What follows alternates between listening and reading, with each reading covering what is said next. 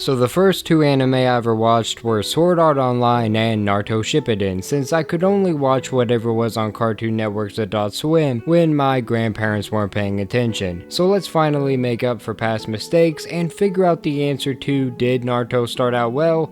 Well, the episode begins with us learning about how 9 years ago a nine-tailed fox appeared. With the power to smash mountains and cause tidal waves with its tails, ninjas had to challenge it in order to fight for their village. One ninja in particular, called the fourth Hokage, sacrificed his life to capture the fox and seal it in an infant child. This does a good job setting up a foundation of stakes, showing the height of power that exists in this world through the threat of the Nine Tails. The courageous discipline of the Leaf Ninjas willing to sacrifice their lives to protect their village when they are completely outmatched by the threat showcased, and the ultimate selflessness that comes with the title Hokage, where that great ninja laid down his own very life to save the lives of others. It also brought into question who that infant is, foreshadowing the burden that they bear and the tribulations that will come from something out of their control. We see it's a young boy before switching to the next scene, where a boy that may be hinting at being the same one is being chased after vandalizing the ninja's version of Mount Rushmore. We hear the boy's name is Naruto, the main character,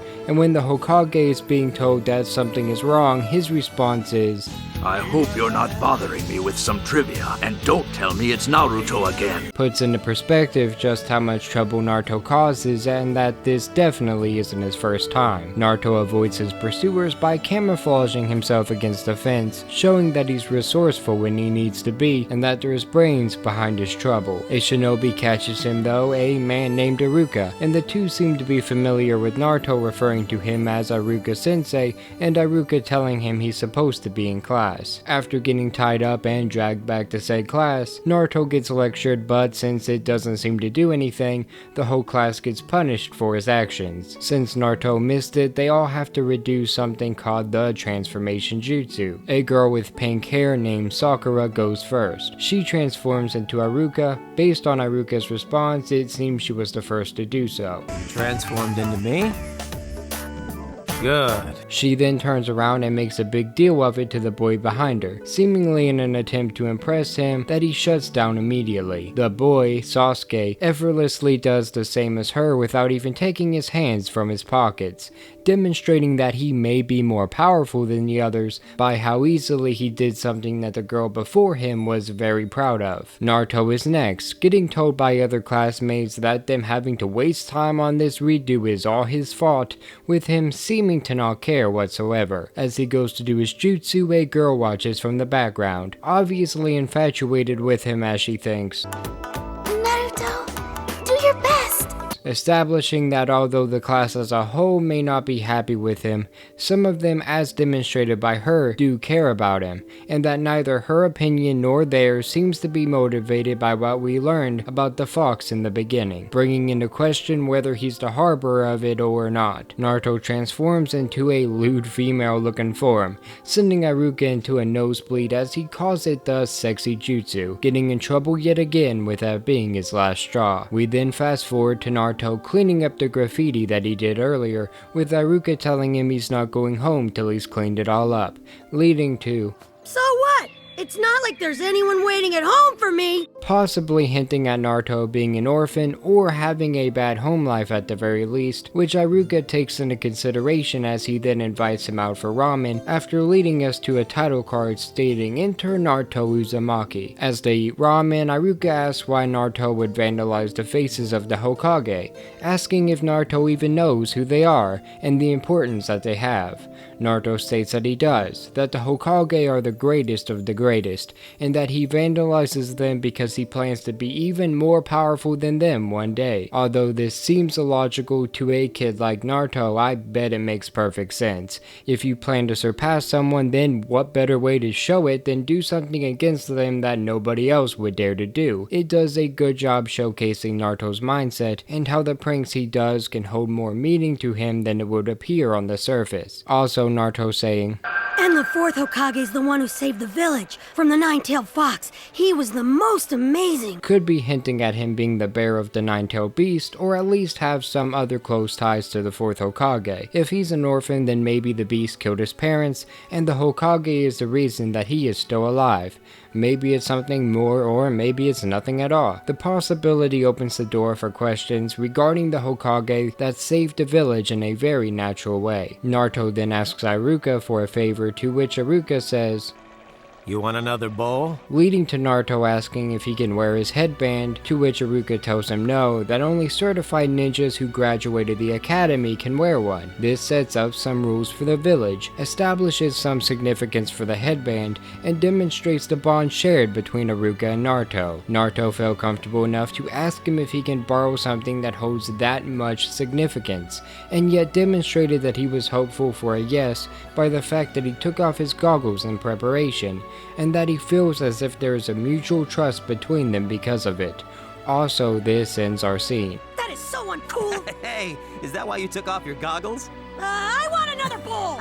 Showing that although disappointed and maybe even embarrassed, Naruto and Iruka can still enjoy time with each other after and laugh it off as well, as that demonstrates that they've done this before by how close Iruka's guess of "do you want another bowl" was from earlier. We then see everyone ready to take the final exam, the one that decides whether they pass to be ninjas or not, with it revolving around something called the clone jutsu. We learn through inner monologue that the clone jutsu is Naruto's worst one, and that he doesn't believe he's going to pass, but he hypes himself up anyway. He gets ready, energy exerts from his body, and as he does it, he forms this half-dead guy so underdeveloped there might be another dream allegation come out of it. Iruka tells Naruto he failed, and the man named Mizuki Sensei says, He's off, but his moves weren't bad and he did hang in there and replicate. This is his 3rd try, so you know he really wants to become a ninja. We could cut him a break and pass him. which leads to Iruka giving some tough but fair love, saying that the other students created 3 replications and Naruto could barely make one. So as Naruto sits outside the school on a swing, we learn that he was the only one to fail, as family members congratulate the rest of the kids and gossip about Naruto, hinting that Naruto has a past that causes the others to despise him even without knowing it, and given what we know so far, it's most likely related to the scene at the beginning, and all but confirming that Naruto holds the spirit of the tailed beast. We then see Naruto talking to Mizuki, the sensei that stood up for him. Mizuki tells him that Iruka sensei's tough, but he's not against you. He wants you to be strong with all his heart, but that will never happen if he goes easy on you.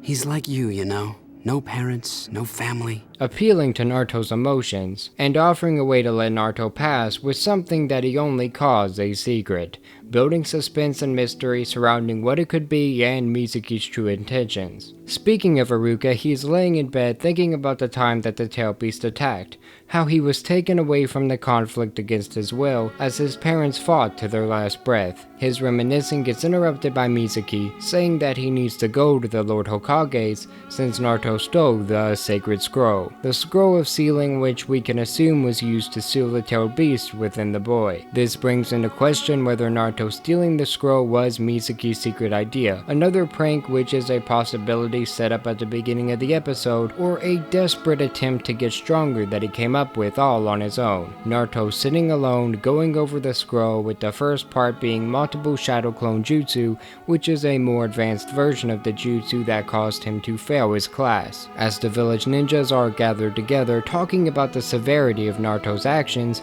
and how this is far more than just a simple prank, with that being their first thought, representing the reputation that Naruto has built for himself and how everyone sees him. The mystery is hurt, however, as Mizuki's inner monologue admits his plan to get Naruto killed as he runs off with the scroll. This doesn't kill off the mystery since his intentions are unclear in terms of why he wants the scroll's power to begin with, leaving us to wonder if he's working with a rival nation, if he's working alongside other traders, or if he's just power hungry all on his own. It just still feels like it rushed through the reveal that regardless he's evil. Iruka finds Naruto exhausted from training, and his inner monologue says a lot about his character.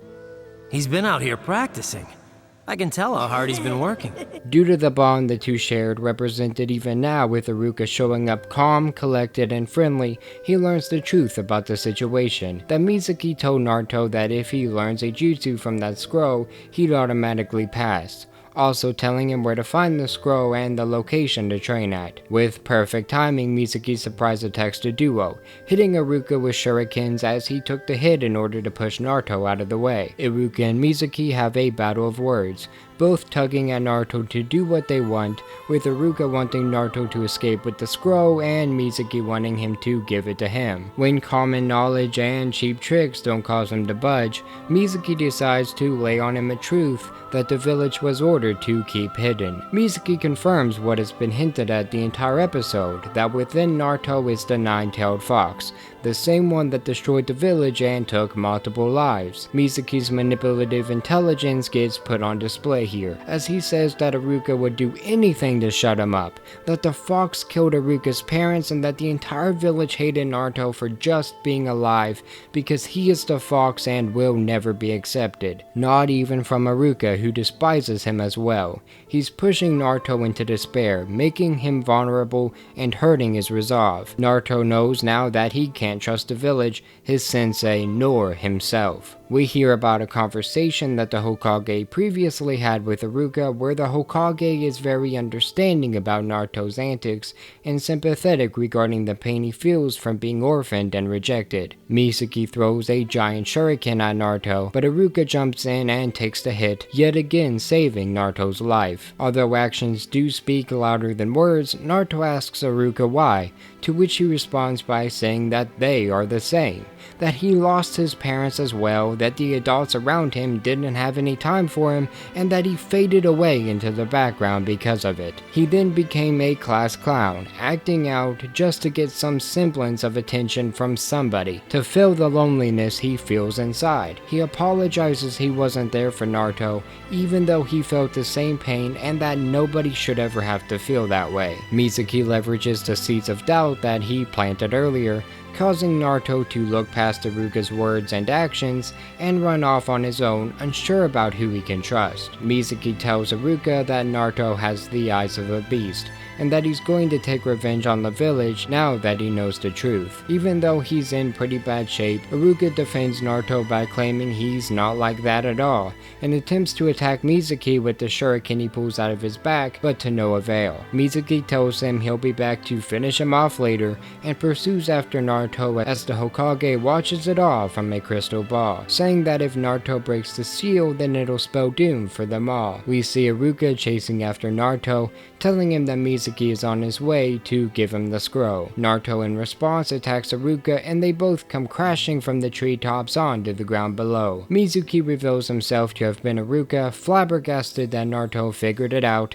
till Iruka reveals that he was actually pretending to be Naruto, as the real Naruto hides behind a tree close by, out of sight of them both. Mizuki and Iruka talk about Naruto, with Mizuki saying that they are two of a kind, and that Naruto will pursue power and vengeance with the scroll. This may be hinting at Mizuki's motivations, and that for some reason he wants power and maybe vengeance as well, setting up the question of why. What could the village have done to him to cause such a betrayal? His lust for power and his focus on vengeance. Iruka, even in his down state, still stands up for Naruto, saying that beasts are power hungry and vengeful, yes, but Naruto is not. That he tries his hardest and may screw up every once in a while, but his failures and suffering only makes him stronger, and that distinction separates him from a beast, with the most important line being, So you're wrong. He's nothing like the nine-tailed fox.